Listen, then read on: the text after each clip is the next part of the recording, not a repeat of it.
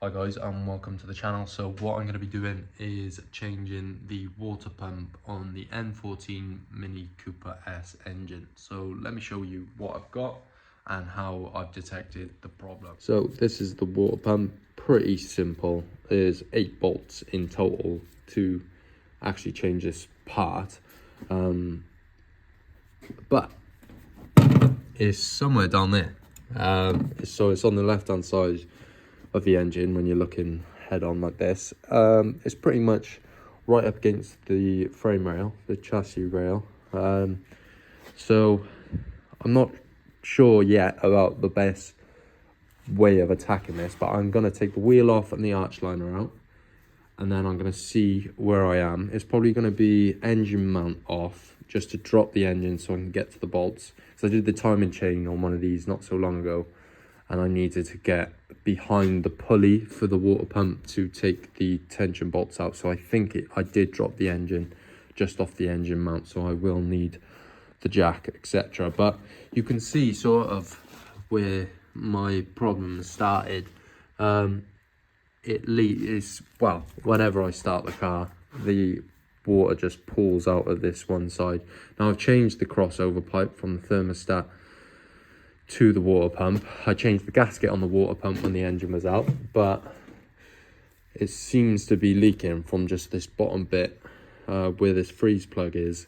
There's no freeze plug on the one I've got on there, but I guess it's just the design of this one.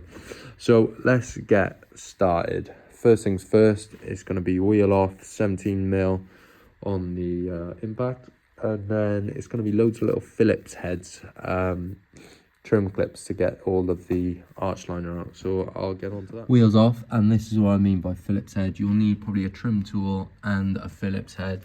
Just get all these off. There's one here, one there, one there, one there, one in up under here. You won't be able to see this because your arch liner will your arch trim is going to be here. So there's one in the back there, 2 T30s there and there, and then there's a 10mm under here, plastic 10mm, and another one of those Phillips trim clips. So take all them out, and then we can see where we are with the water pump and how far up it is, and how much of a bad day we're gonna have. With the arch liner out, you're gonna see something like this, and then if you look up there next to my finger, that is the water pump pulley, and that's the thing we've got to get to. Now, getting a spanner in there is awkward. I have seen it done on other videos, just doing it in situ like this, but I want to make this as easy as possible for myself. So I'm going to attack some of the top as well and just see what sort of access we can get from up here. So it's going to be this pipe off here, headlight out. Wow, it is really tight in there. I don't know if you can see that, but it's just on top of there. So yeah, I'm thinking engine mount off, and then we'll drop it, to be honest with you, just to get the access. So that's what I'm going to do. This is 10mm, so there's 1 2 3 4 10mm, one electric connection on the top, and then there's going to be a headlight washer, if that applies to you, that you have to disconnect as well. So 10mm off first, and it'll be trim 213s, 10mm there for now. I'm hoping I can just pry that off. We'll see how that goes. So it turns out I'm gonna have to take off both sides. Headlights 13mm, trim 10mm. Now I got to take out these 2 T30s on either latches, and I've also undone the 7mm that is holding on the charge pipe here, and there's a little T20 in the middle there where my middle finger is there. So it's quite an awkward one to get off, but we do need to get down the side of this engine. So it's quite labour intensive, this one. So I'm just going to take off these 4 bolts now. Hopefully this section here will come off, and then we can take the charge pipe off and then have a look at the engine mounts, possibly getting the jack underneath, supporting the engine, dropping it, and hopefully we can get to all the bolts on the water pump. Not too long yet, it's only taken me half hour probably to get to this stage, so it's not a bad job actually. Right, now the exciting part, boost pipes out. I'm going to get a piece of wood just on top of that jack there, support the engine from the bottom, and then I'm going to take off this 18mm, these 13mm, there's 4 of them 13mm, and then there's this 13mm ground strap here. That's going to be one section of the engine mount off. And then hopefully we can just drop the engine down then using the jack, and we'll have access to the bolts. That is my plan in my head. I'll let you know if anything differs from that. Engine mount off, engine dropped, pretty simple stuff. Now for the reveal. Yeah, it's still a bit tight, but we'll see how we get on. So first thing I'm going to do is move this tab out of the way. Might need 2 hands, but you're gonna have to pull this off as we need to take the tension off of the water pump. There we are, and then it should latch on there. Should just latch on just like so, latches onto there, so that wiggles this out of the room, out of the way now. And then the belt doesn't actually go around the water pump, does it? So we can leave the belt on, I believe. Yeah, we can leave the belt on. Now is to get those 10mm off. So I'll let you know how that goes. So the pulley was super simple, as I could turn the pulley to get access to the bolt. A little short stubby 10mm, and I used this with the smallest 10mm I could get, and then you just basically turn the pulley around and get access that way.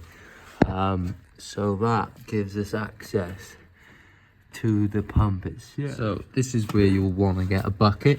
So you can see it's actually leaking as I'm talking. That is my water pump, and there's 5 bolts altogether. So these 2 bottom ones are going to be pretty easy to get to. It's just the it's probably the ones at the top I'm going to struggle with, but I may lift the engine then to the highest point I can to get to them.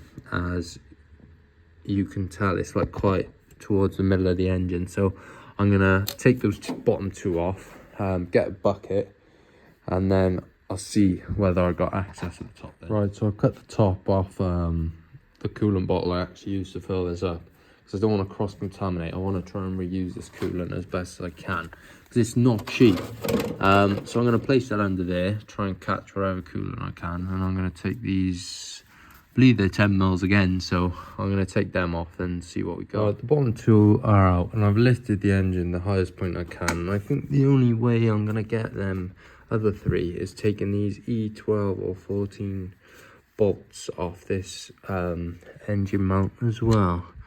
You may need to take off these 10mm as well for the electrics that go to the alternator, and then I'll see if I have any luck, because I can't get anything down there, I don't think. So I'm gonna try that and take this pipe off as well.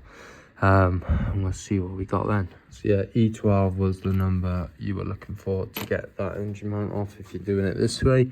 And now we can actually see the bolts in all their glory. So I'm hoping I can nip at them now. Obviously we've got this electric, so we can move about or pop down as much as possible. So see, we should be able to get them now, I'm pretty certain. So hopefully we can get them off now. Top tip, get a bigger bucket. That was always going to happen, to be honest. Yeah, water pump's out. I think it's coming out of that little crack there. I should have just replaced it when I was doing the seal. but I was being a cheapskate and an idiot, clearly. So yeah, that's out. All the coolant's out as well, which is nice. Yeah, just basically top tip is just up and down on the jack there, just to get the engine to where you need it to get to. I use basically every tool in my box to get those 10 mils out, but that's off now. Now check the part, check everything lines up, and yeah, it's just a slightly different design with that freeze plug. I don't even know what that is, but yeah, all I'm going to do now is lubricate this seal up with some of this multi-purpose silicone grease, which I use for all my sort of water gaskets, and then I'm going to try and put this back up. I got it out from the bottom, so I'm going to put it up from the bottom as well, and then I'm going to try and get the bolt back in. Once they're back in, it's smooth sailing. So yeah, let's reinstall. What I like to use is this offset 10mm spanner to get in here, just to sort of torque them up. I do them hand tight plus like half a turn.